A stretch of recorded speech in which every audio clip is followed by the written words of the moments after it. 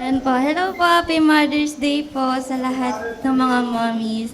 Ito po. May hinanda lang po ako maiksing spoken poetry. Ano?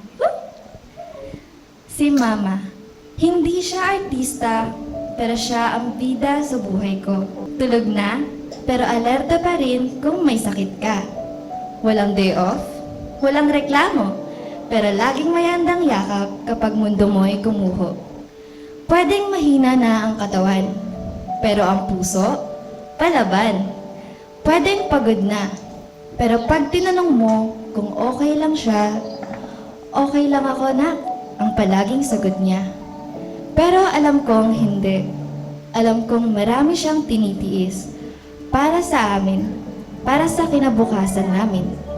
Ngayon, di ko man kayang tumbasan, pero sa bawat yakap at salitang mahal kita, sisiguraduhin kong ramdam mo na ikaw ang pinakabida sa buhay ko. Kaya, Ma, Happy Mother's Day!